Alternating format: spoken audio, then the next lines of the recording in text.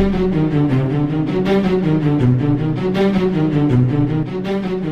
all of a sudden, everything got quiet.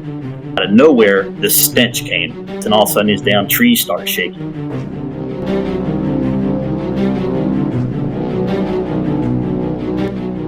I'm a nervous wreck, and stuff would come flying out of the woods at us. Somebody would always have a gun in the truck.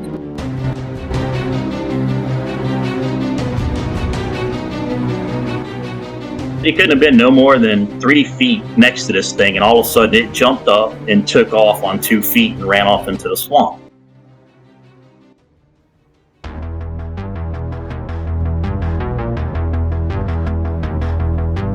This is Lyle Blackburn, and you're listening to the Cryptid Creatures podcast with Brian and Todd.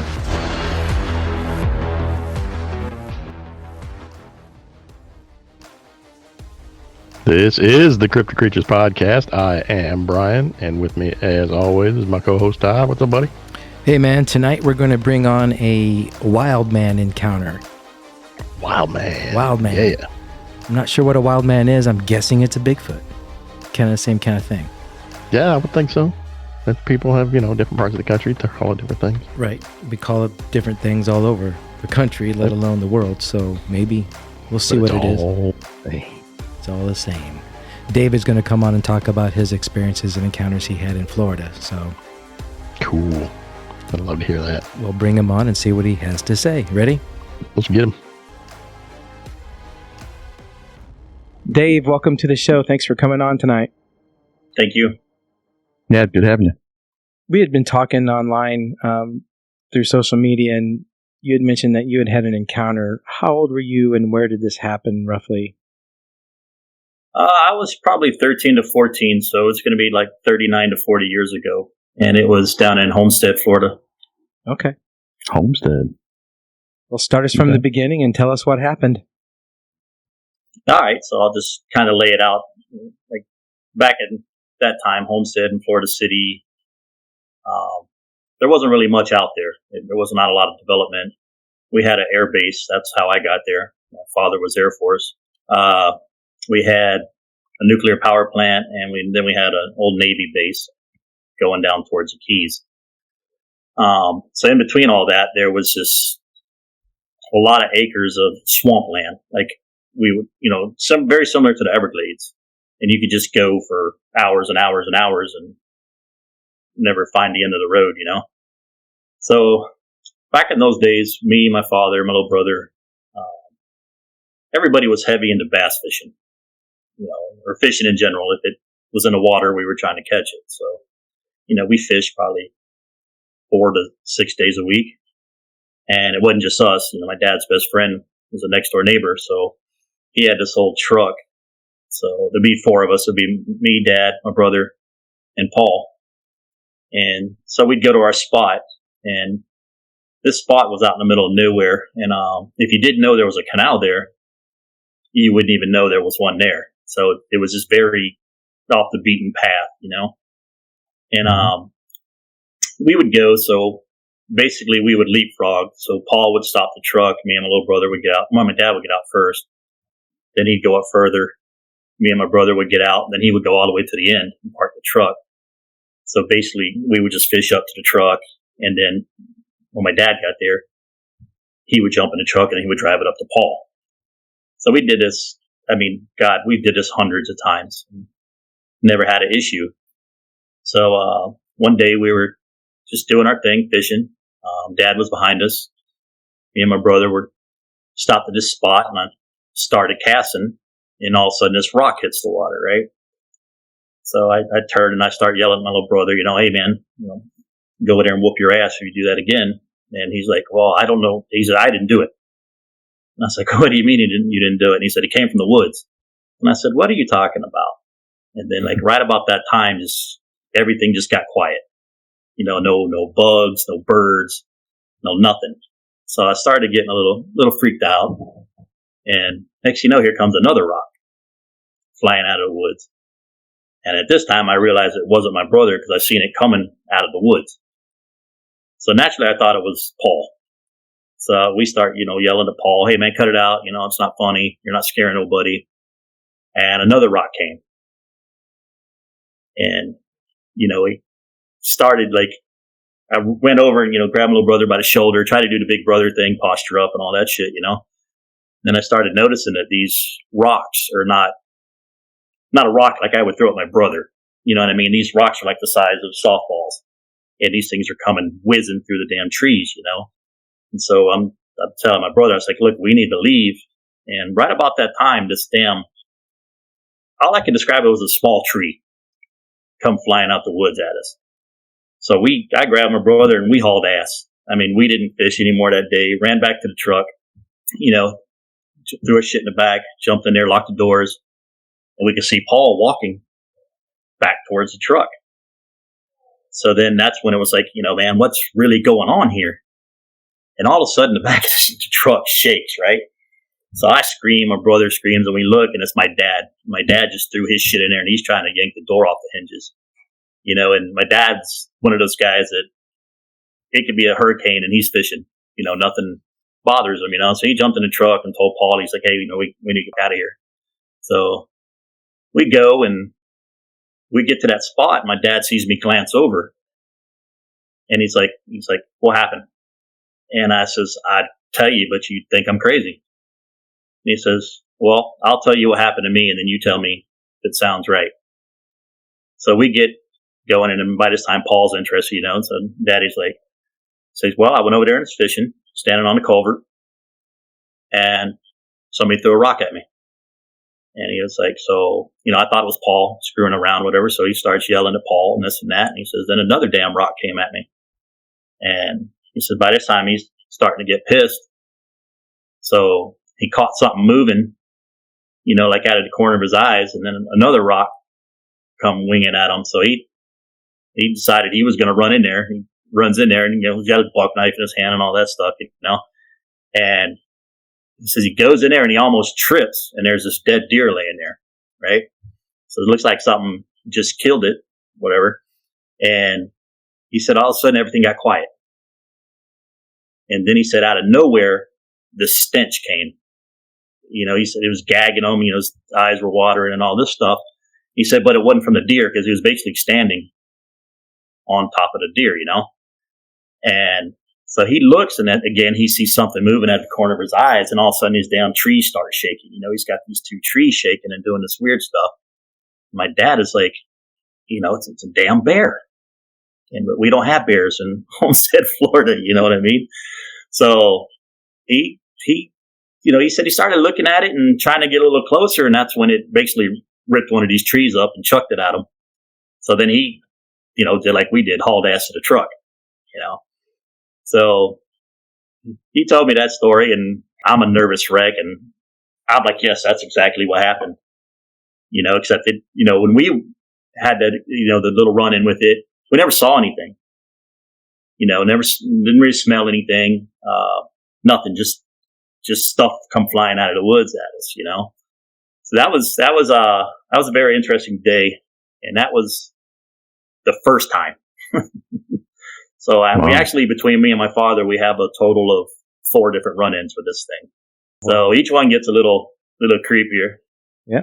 So keep on rolling with them then. Yeah, man. Keep on going. This is good. Yeah, man. So we, I don't think after that, like, me and my brother never left my dad's back pocket when we were fishing, It was like, screw you, we're staying with you, dude, And then after that, my father, we're from Kentucky, and he was hunted and done all that stuff when he was a kid. And after he got out of the military, he was just never really into guns. All my neighbors had guns, and all the fathers hunted and shot guns and stuff like that. My dad just liked to fish. But I noticed after that too, like Paul or somebody would always have a gun in the truck. You know what I mean? So I'm pretty sure it scared him. And actually, I went to Kentucky, I don't know, last month or a month or so, and we're sitting there because we always watch, Monster Hunters or, things of that nature. And we always get back to that story.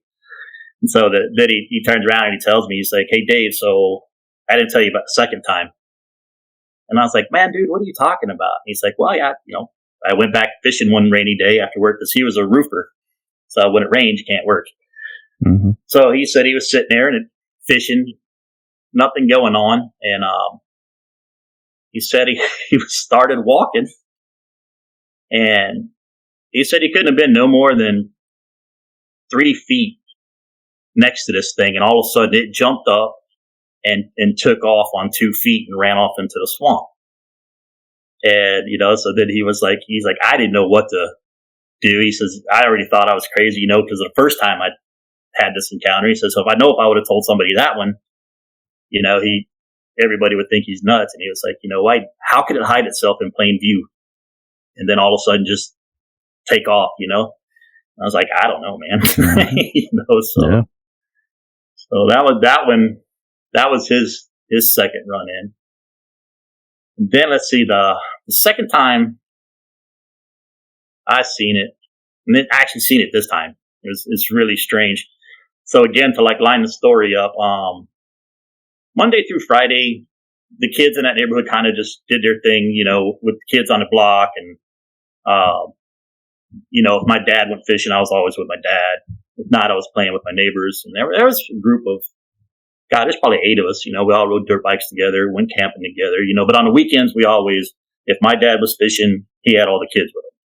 If my neighbor was fishing, he had all the kids, and, so we all went camping, and literally not very far from that exact spot where we used to fish. And, so we were probably second day or something into it. And I mean, we've been shooting guns, riding dirt bikes, mudding, just doing stuff that kids do in the woods. And so we're sitting there one night and we decided we were going to catfish. So we built fire kind of close to the water and we're fishing, not much is going on. And it was me and about probably 4 of my buddies and their father. And he had one of those campers that you'd back your truck up under it and you'd set it down and off you went, And he was a professional bass fisherman on his time off, so he always was taking his boat somewhere and doing all these tournaments and things. And so we're sitting there and it's getting late, and all of a sudden we just hear this huge splash in the water, and then we look and the moon's out and it's pretty full, so you can see. And all you see is this just big round head type of thing just coming across the water. We couldn't figure it out, what it was. And it's just coming, it's probably 30 feet off to the left of us. And we're looking at this damn thing. And then all of a sudden this damn man just comes out of the water, walks halfway into the road. And he was just right out of the light of the fire, and it just sits, it stops, and it basically turns his whole body, like this, to look over where we're at. And so the dad, he starts freaking out, and he grabs his rifle, and all he keeps saying, he's like, kids, get in the camper, and he's like, he just kept repeating, it's the wild man, it's the wild man. And we were like, what in the hell is the wild man? So basically he went out there and, backed up against the door with his rifle, and he said he waited until it wandered off, So we were pretty scared in that camper. No, yeah. I don't think after that, I mean, I went out there 1,000 more times on 4-wheelers, and actually down, even though today in that area is a very popular ATV and off-roading spot, they call it the humps. And all that area is just, it's all interconnected, so it's all kind of like the same area, no matter which way you go, north, south, east, or west, it's kind of all just one big area. So that was our experiences. Like I said, and that was about 39, 40 years ago. And, back then we didn't have internet. We didn't have broadcast, Google or YouTube or anything. And so over the years, you kind of put shit together and, you're like, man, no, I'm really not crazy. You know what I mean? It all makes sense. Thousands of people have seen this thing. So we have this one area out towards Everglades City. It's actually called Skunk Ape Headquarters. So this guy has some, I can't remember his name, but he has some specials, where he's supposed to have the footage, that famous footage of the skunk ape that's walking across the prairie. Yeah. That's his footage. He has this really nice campground, so we would always go out there, and even to this day, me and my son would go out there and just light a fire, and they'd come out and shoot shit. But it's just pretty crazy. I found your guys' podcast actually going to see my dad. And I was like, I'm tired of listening to music, so let me turn on some Bigfoot stuff, Cool. Oh, yeah. Cool. so I've listened to every episode since then. Awesome. We appreciate it. Nice. Yeah, we do. But yeah, That's man. awesome. I was looking here on the map. I wasn't sure where Homestead is, and surprisingly, it's south of way down there. Miami. Mhm. You're right. It's Right smack in the middle of nowhere, basically. Not too far from Miami, though. Not really far at all. Nope. But once you get down to that southern tip, I mean, yeah, there's just Everglades and everything down there. Anything could be lurking around down there. Oh, yeah. Yeah, and actually that's what it's called. It's called the 18-mile stretch, because once you get out of that little town of Florida City, there's nothing for 18 miles until you get to Key Largo. So it's all swamp on either side. You got your ocean side and your bay side. A lot of it's the Everglades. Everglades is pretty much on your west side, and the ocean's on your east. Before this happened, all this stuff happened, did you know about, believe in, have you ever heard of Bigfoot before? Or skunk ape, or Yeah, not a skunk ape, but man, I was a huge $6 Million Man fan back in the day, when I was a kid, and they had Bigfoot, Yep. Right, Yeah, and Sunday nights was always TV night, and In Search of with Leonard Nimoy was big back then, so I seen this thing on a Patterson film, and then I was like, oh my God, but like pretty much probably most people you talk to, man, I thought that was just like, oh, that's just in California. You know what I mean? It's not going to be down here in Homestead, Florida. Right. Yep. So, yeah, but now I pay attention to a lot, like the little town my dad lives in, there's been sightings, 3 months ago, I just moved to Georgia. So like 3 months ago, there was a sighting 10 miles from here. You know what I mean? So like the more you like pay attention to it, the more you pick up on it. Yeah. I wonder if your dad, you said he came from Kentucky? Yeah. I wonder if he had seen anything, or did he ever tell you about anything he had seen when he was younger, growing up there? Just ghost. Okay. Never, no Bigfoot or anything, but every house up there has got some kind of ghost or something with it. Were you able to see any kind of details of the Bigfoot that crossed the river when you guys were fishing that night? Like any color? Man, anything like to that? be honest with you, no color because it was dark. But to me, you remember the Addams Family? Oh yeah, yeah. It looked like Cousin It, but like 6.5 foot tall. You know what I mean? It was just just this big mass of hair, and of course it was all wet, so all the hair was just hanging. Like Mm-hmm. So it was really strange, Yeah, well, it had to know you guys were over there. It had to seen the fire. Maybe it was just checking you out. Yeah, it didn't do anything. It just basically looked, and we all got scared and ran in a camper. So I don't know what happened after that. But the only thing I can put together is that the reason it was probably aggressive with us the first time is because we stumbled up on its kill. That's that probably what the be, deer was.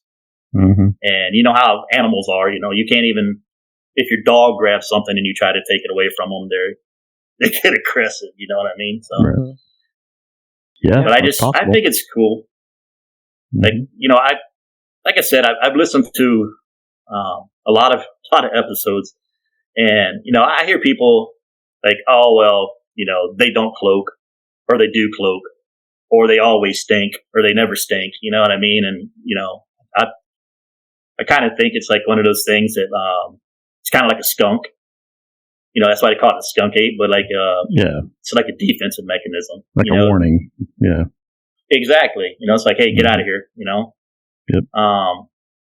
And then the cloaking never dawned on me until I started listening to more podcasts and watching more videos on YouTube and stuff. And then it was like, I was telling my dad about it, and I was like, well, supposedly these things can cloak, and that's probably why you didn't see it, and then you just stumbled up on it, and then I don't know how or what happened with that, but because he'll still call me from time to time. Did he ever mention anything about being nauseous or feeling sick when that happened? said he wanted to puke because of the smell, and you know his eyes were watering and stuff of that nature. Okay. But no, but his story was pretty close to ours, to where just everything just stopped making noise, and you know then he knew there was something there, and he had actually seen it twice. You know, like I said, the second time he's seen it, he thought it was a bear, and that's when it started doing the tree shakes and things of that nature. You know, and then my dad realized, like, he's like, okay, this is serious stuff here. You know, I'm standing here with a buck knife and a fishing pole, so I need to get out of here because this thing is throwing trees. You know. Yeah. You guys don't have? Do you have bears down that far south? I don't think that you do. Do you? No, we have them out by the Skunk Ape outpost, because that's out by like 10,000 Islands, Everglades City. It's way out in the management areas in the Big Cypress swamps and area of that. They're notorious for having a lot of black bear, but not back in those days. And the black bear is not going to shake trees and throw rocks at No. Black bear will leave before it does anything. The next biggest thing you would have would be what, a hog? And they're not going to do that either, right? Yeah, no. It's like I said, the first time I didn't see it, but I know for a fact that, you know, that second time that when that thing came across the canal, it was almost like he was walking just across the damn thing, but the water was, you know, just up to its shoulders, because there was no arm moving or anything. There was his head just coming across the water. It's like, it had us all mesmerized. You know, and I was 14, so it's not like we were out there drinking and partying, you know what I mean? So it was like, I was pretty coherent and just couldn't figure out what I was looking at, you know?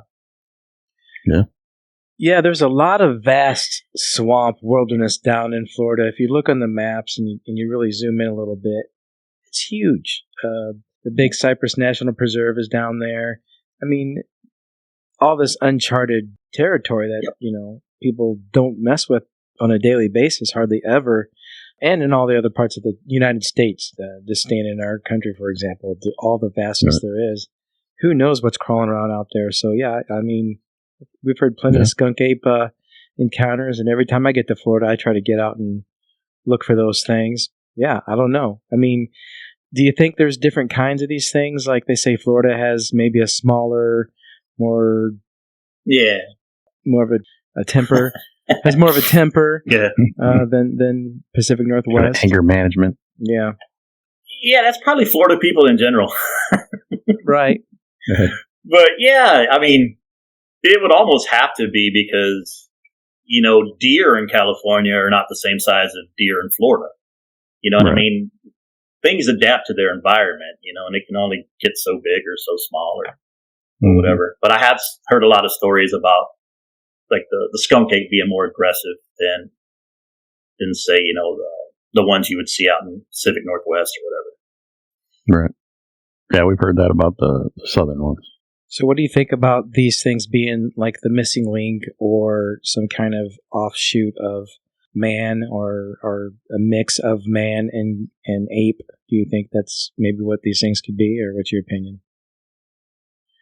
Man, that's a hard one, because there's just so many different stories. You know, a lot of people say that when they see them, they always see a UFO before or after, or I don't really know. I do think that they're kind of like these, I don't want to say interdimensional beings, but I just think that they very well could be aliens, in my opinion, just because of the way that they can cloak and not be found, and, you know, stuff of that nature. I mean, look at Chewbacca from Star Wars. What is that? You know what I mean? It's Bigfoot. I've always you know said, what I mean? I've always said that Chewbacca's a Bigfoot. Yeah, you know, I mean, that's what I think. But I listened. I can't remember which episode it was of y'all's, but so I started putting in this like correlation of these military bases and the nuclear plant, because it almost makes a triangle. Oh, you know what I mean? Where these down there are. in Homestead, you got a military base down there. That's right. We had an air base, and then on Card Sound Road, which was a side road that went down towards the Keys, would basically cut right through that area where I'm talking about, there's an old Navy station there. I think it was like a satellite station or a radar station. And there's also an old missile site down there on the other side of US 1. So I was just sitting there thinking the other day, I was like, man, I wonder, if that had something to do with that. Because, you hear that you see a lot of sightings or have a lot of activity around military outposts or national parks and things of that nature. Everglades National Park, which is right there. Right. You know what I mean? So, yeah, it's crazy. Yeah, who knows with these things, what the hell they are, where they come from. I've been thinking lately with the whole cloaking thing that it might be more of an infrasound that they put off that kind of makes them appear that way to us. Kind of puts us in a trance, maybe, so they can get away. Who knows? I mean, been thinking more of that than just being interdimensional, so to speak. Brian shaking his head. I don't know what he's thinking over there, but who knows? Nobody knows, man. Well, it might have been, but I didn't give it a chance because, like I said, I hauled ass. You know what I mean? I would have too. Yeah. So, I would. It's now that I'm a lot older and understand things a lot better, I think it would be really cool to come across another one and see one, or even just find a footprint. Have you tried to get out there and do a little more hunting? Not so much, but I do spend a lot of time in the woods. Before I moved here, I was usually always out on a four-wheeler or a buggy. Most of my childhood was spent right across the street from the Skunk Ape headquarters, and it's called Turner River Road, and you go all the way down to the end. It's called Bear Island. So I spent a lot of time in the woods. Never been afraid. Never second thought it. It's just one of those things. It's like, okay, there's other things than me out here. You got any bobcats or anything down there you got to watch out for? In lions, Florida or Georgia? Well, I know you're doing Georgia. Yeah, and southern Florida. Well, believe it or not, just off topic, but so I'm kind of like semi-retired. I took a job where I could use my brain more, and I do a lot more engineering type work up here in Georgia. And I was in a rock mines for 27 years down south, and right out on the outskirts of the city. And people would think we were crazy. Me and my brother would trap wild hogs. We would just catch them, and we had like 30 something of them that we penned up, and we would just go into the town right there, and there was a Denny's, and they'd give us all their slop, and we just feed them, And then we started noticing they all started disappearing and things of that nature. And then we kept seeing these dog tracks, and we're like, man, these dog tracks are weird. And then come to find out, right on the outskirts of the cities was a very big coyote population. And it's getting so bad down there, like you'll see, like in Doral, Florida, that's where the outskirts of the town is where I was working at. You'll see coyotes on the news, just running through a neighborhood or attacking somebody's dog or, just walking in the middle of the street. So, yeah, we got a lot of invasive species down there. Haven't seen anything here now that I live in Georgia. My wife, she has a small farm now. So she has goats and horses and where are you at in Georgia? Everything else. It's called Social Circle. So it's probably, no, that would be northwest. Probably about an hour and a half from Helen or anywhere near that area. I'm about 100 miles, almost right, like directly in between Atlanta and Augusta. Oh, okay. Is where I'm at. Right. So it's hilly here, but no mountains. But Madison is like I said, it's like 10, 15 miles from here, and you can Google Madison, like Bigfoot sighting in Madison, Georgia, and there's always stories going on there. Yeah, from where you're at, you're no more than an hour in any direction from some Bigfoot activity. Yeah. So it's funny. Buddy of mine was just he does a lot of jeeping, and he was at Land Between the Lakes in Kentucky. So I was trying to send him this video, but he had no connection. And I was like, man, you better watch your ass. There's dog man out there. And he's like, what the world's a dog man? And I was like, man, you better figure it out. Land Between the Lakes, man. That's where they're at. Yeah. Yeah, they're in Michigan, and actually we've heard of them being in Florida too. Yeah. Believe it or not. We had I've show heard on that. stories. Yeah, I've heard some stories like in northern Florida, central Florida. Mm-hmm. You're right. You're saying earlier you noticed how the pattern of around like military bases and power plants and stuff like that. I mean, it's what is that correlation? I wonder. I mean, do you think there is one? I don't know. Yeah. I think that would tie into like kind of like the alien philosophy. You know, like Colorado's supposed to, you know, be housing, you know, UFOs and things of that nature too out there in their Air Force bases. And, you know, then you got Roswell and, you know, I mean, maybe they don't have UFOs down there. They just got the pilots. I don't know, you know? Yeah. I'm shocked that they actually announced that they're not denying that there's not aliens or different life forms. I guess what they said was there's aircraft that they don't know where it came from. Yeah, they haven't admitted anything. But that's a big jump to me for them to even say that. Yeah. To admit that. But, you know, they could never come out and just flat out say it because that would, God, imagine what that would do to religion, you know, and things of that nature that, you know, that you know, are huge money making things like national parks. You know, would you go to a national park if you knew there was a werewolf from Underworld out there killing people? You know what I mean? Probably. No. There'd probably be a lot of, so. I'm always terrified that Todd's not a big fan of werewolves. I'm always terrified I'm going to be squatching and I'm going to see something and think, oh my God, finally I see a Bigfoot. It's going to end up being a dog man. You know, and then what do you do? Yeah. Then what do you do? You do like I did. Yeah. And then you shit your pants. You all ass. Shit your pants and start praying. You either stand there and get shredded and die, or you run and get shredded and die. I mean, that's all there is to it. As we say in Kentucky, you shit and get. Yeah. Right.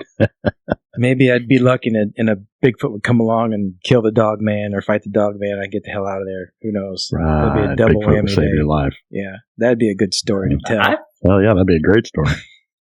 You're starting to see more of those stories too, like the Bigfoot Dogman War, you know, pop up on YouTube where people are saying that they're having these wars on their property or whatever. Well, yeah, then crazy stuff out there, man. Then they talk about there's kind of a hybrid, a monkey, devil monkey, that some of these Bigfoot kind of have a snout. It's a combination between a Dogman and a Bigfoot. It's like, I don't know. I can't keep up with all that. I mean, so like much to wonder. I drive myself nuts thinking about things. But we know people are seeing them, and we know. I mean, the way they're describing them, the same things and the same characteristics. The throwing the rocks, the trees, the smells. I mean, and you know, everyone explains the smell the same way as best as they can. As hard as they can be to explain it, but they always kind of say the same traits of the smell, even so. They're seeing something. You know, people are seeing something out there. Yeah. I agree. Yeah. I mean, that's what I used to make sure I wasn't crazy. Yeah, thousands of people can't be lying. I mean, you can't have the same lie from thousands of people. You know what I mean? That's just, it doesn't make any sense. Well, like somebody once something's said, got to be going on out there. Yeah, somebody once said, either these things are real and people are seeing them, or all these people in different parts of the world, this populations of thousands of people all over the world got together and said, okay, we're going to pull the biggest hoax known to man here and make people think that these things are out there. So, and come on. I mean, we know that's not going to happen. No, that's not true. So, yeah, I mean... Yeah, I agree with you guys, yeah. Wish people would be more open. You got so many people that are like, no, that's not how it is. That's not how I was brought up. And that's not what I was told. And that's not what I believe. There's no way these things can exist. Da, da, da. And then those are the ones that end up seeing them. Like I said, man, there's still a big chunk of people that don't want to know if there's anything else out there on this planet trying to live with us. Yeah. They don't want to know. They want to stay in their little bubble, and we're the only people here, and we're the only people in the universe as far as they're concerned. They don't want to know. Yeah, that's where we come in. If we're the smartest life forms in the universe, I feel sorry for us. Man, you're not kidding. It's like, wow. Mm-hmm. Well, Dave, we thank you for coming on and talking with us and telling us your encounters and experiences. Yeah, man, those are some cool stories. Thank you. Thanks for having me. Meanwhile, if you're ever out and see anything, get a hold of us and let us know what's going on. Right on. Yeah, you're a trooper. Take it easy. You're a trooper for doing that. You were in the hospital today dealing with the stones, and here you are telling us your Bigfoot encounter. So yeah, man, I wouldn't have held it against you if you would have wanted to reschedule. But that's, man, good for you. No, man, I've been wanting to do this for so long, but I got caught in the middle of the move and everything else, and I was just like, man. So I was like, this is the day. Right on. Well, again, we appreciate it, man. Well, we're glad you did. All right, man. We'll keep up the good work. You take care, bud. Thanks, guys. Cool. See you. Thanks. You too. You know, we've talked about this before. The Florida Bigfoot, a.k.a. skunk ape, or Wildman, I guess you could call it. They have that attitude down there that they're more aggressive. They throw tree branches and carry on more. We've talked about this. Maybe is it because of the heat? I'd be mad too if I was hairy like that, living in that. Well, yeah, you're stuck in a swamp all heat, your humidity, life. man. Yeah. You know, what are you going to do? Right? And somebody comes and sticks a camera in your face, throw a tree trunk at you. Heck yeah. If you can, why wouldn't you? I mean, yep, that's right. Just the power of these things, though. I mean, on a serious note, I know, it's amazing. Things are crazy powerful. It makes me want to go back and look at the Mayaka Park incident photo. We should put that on the website where the lady had taken that picture of that creature in her backyard standing in some palmettos. Do you remember that one? Yep. And it looks real to me, and it's very clear. Looks more like too. Yeah, we should put that on there. It's obviously a wild man or Bigfoot or skunk ape. So we'll throw that on. Let's see if we can throw that up on the website. Yeah, we'll do that and let people check it out. So another good episode, my friend. Listeners, thanks for being here and listening to us tonight. Always fun. All right, we appreciate it, man. I appreciate you. And until next time. Yep. See ya.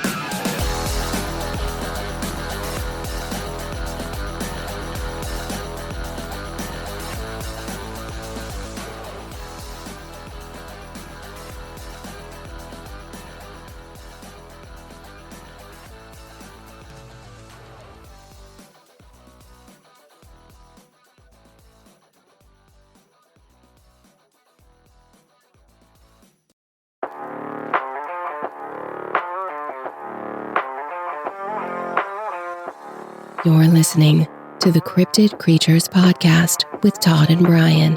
If you've had an encounter and want to be on the show, email us at info@cryptidcreatures.co or visit our website at www.cryptidcreatures.net.